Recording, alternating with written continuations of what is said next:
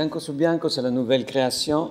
On retourne un peu à la narration, on retourne à des histoires, aux mots, à la parole que des clowns peuvent porter pour raconter et nous ramener dans un monde un tout petit peu surréel, dans un monde dans lequel on passe du rire à la commotion tout rapidement.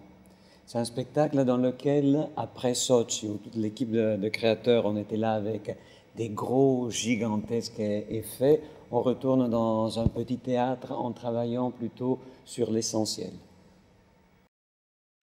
L'histoire, alors, on raconte d'un jeune et d'un amour, on raconte d'un quartier, on raconte des amis qui l'ont vu grandir, cet homme fragile, la vie difficile au début, un père très agressif, des marques sur la peau, de violences subies et de comment cet homme lentement réussit à se retrouver, trouver comme un centre, à se reconstruire, passer à travers des tempêtes et à la fin rester une âme belle, fragile, délicate.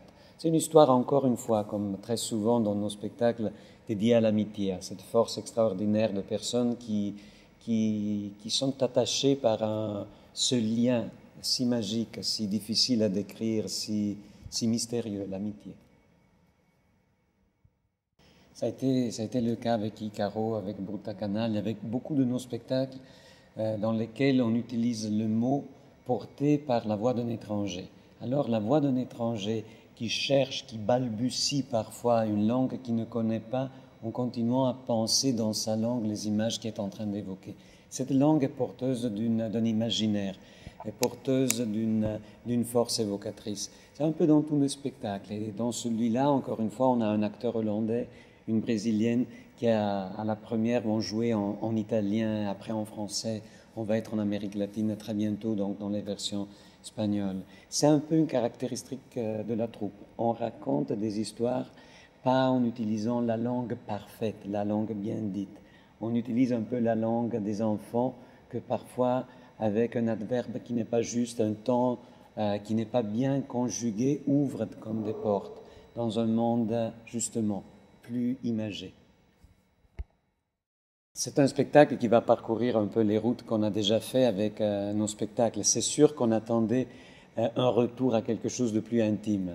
La Verità, donc, des spectacles plus gigantesques. Celui-là va nous permettre de retourner dans les endroits, par exemple, où on a été avec Icaro. On commence en italien, on commence ici à Lugano. Après, on aura déjà la France. On est à Montréal, novembre. On va passer une belle série à nouveau à la Place des Arts, que c'est un peu devenu un peu notre maison montréalaise. Et après, Amérique latine, c'est un spectacle qui va déjà on sait qu'il va partir sur la route pour au moins 2 ans et après on va voir. Icaro, c'est 22 ans, on verra.